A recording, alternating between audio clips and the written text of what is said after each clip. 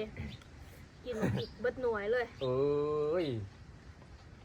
เพชรอะไรมันผิดเจ้า หมกผิดก็เผ็ดแล้วเด็กหน่อยมันยังหูจักมันเผ็ด คอยมีแน่สิทามเจ้าแต่บางห้อยแค่ก็ห้อยข่อยจะได้เสียกว่า โอ้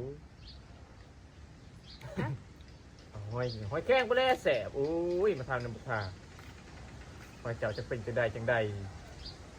โอ้เปิดโอ้จะพอนะที่ไหนอันนี้เอาเลือกทำน้ำบุทาหอยแข้งไปแล้วแสบโอ้ย จะพูดบอกว่ามันเป็นยังไงห้อยข่อย โอ้บ้านัง ก็อย่าพูดไปลองเบิ่งนี่คือเงินเซาลิมจะบอก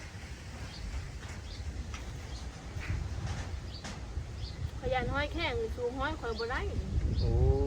ยว้าวแสบจะบ่แสบของหอยเป็น ห้อยข่อยมันหอมไหนมันบ่ได้มินเนี่ย อีไหนอาจารย์ที่ว่าวันที่แสดงโอ้ย รีเห็นไหม กินก็กินนะเอ้ย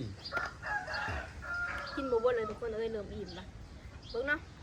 จะเอาคำสุดท้ายเบิ่งเลยที่ห่อจะทักเลยบ่ ทำน้ำบุทาโอ้ ก็สุกละวันสูห้อยแข็งบ่ได้บ้าเปิดรับประกันเลยทุกคนเอ้ยว่าห้อยข่อยนี่สุดยอดเลยแหละบ่มีห้อยเจอสิสู้ได้ ที่ไหนนี่ บ่แล้วสิไปเข้มจักเทื่อห้อยข่อยห้อยหวานเด้คนเลยมาสุกเพิ่นบ่เสือ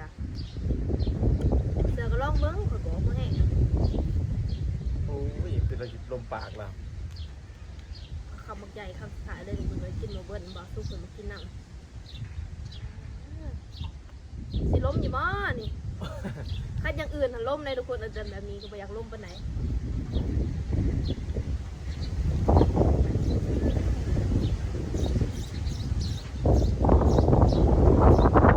โอ้ยหยัดเต็มปากเต็มคำ